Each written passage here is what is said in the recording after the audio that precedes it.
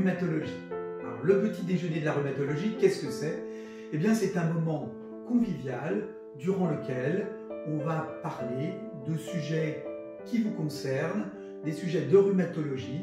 Et aujourd'hui, nous allons commencer par un sujet qui intéresse certainement beaucoup d'entre vous, c'est l'arthrose et en particulier comment prévenir l'arthrose.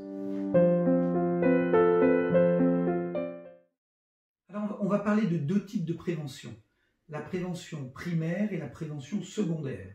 On va commencer par la prévention secondaire. La prévention secondaire, on a diagnostiqué des douleurs articulaires par des examens sophistiqués. On voit qu'il y a un début d'arthrose et on va vous donner un traitement pour éviter que cette arthrose ne s'aggrave ou ne se diffuse.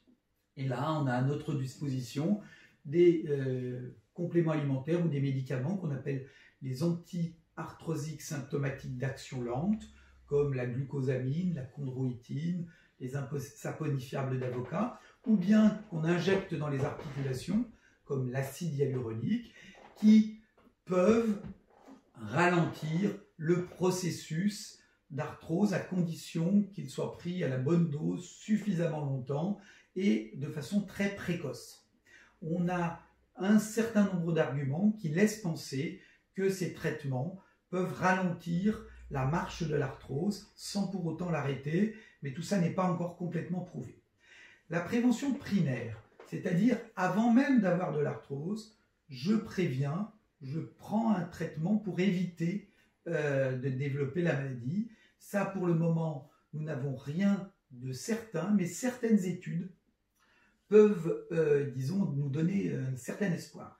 Une étude asiatique, japonaise, qui a étudié des sportifs de haut niveau, qu'ils soient footballeurs, qu'ils soient rugbymen, qu'ils soient cyclistes, et on a constaté que chez ces sportifs de haut niveau, eh bien, les biomarqueurs, ce qu'on va doser dans le sang, qui sont les témoins de la dégradation du collagène de type 2, c'est-à-dire le collagène spécifique du cartilage, eh bien, chez ces patients, par rapport à des sujets de même âge, mais qui ne sont pas des sportifs de haut niveau, eh bien, ces sujets-là avaient des taux de collagène de type 2 dans le sang plus élevés, ce qui laisse penser qu'ils dégradent plus leurs articulations.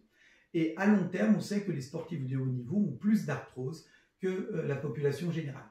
Et chez ces patients, si on leur administre du sulfate de glucosamine, qui est un sucre qui est normalement présent dans le cartilage, pendant 3 mois, tous les jours, eh bien, on voit ces biomarqueurs de la dégradation revenir à des valeurs normales, qui sont les valeurs des sujets de même âge et de même sexe, qui ne sont pas des sportifs de haute compétition. Ce qui laisse penser que ce sulfate de glucosamine eh bien, intervient réellement sur le métabolisme du cartilage pour le ralentir et réduire la dégradation. Alors ça, ce sont des études, de la recherche, mais ça donne des pistes pour l'avenir et il est possible que dans les années à venir, nous ayons des traitements pour prévenir l'arthrose chez les sujets prédisposés.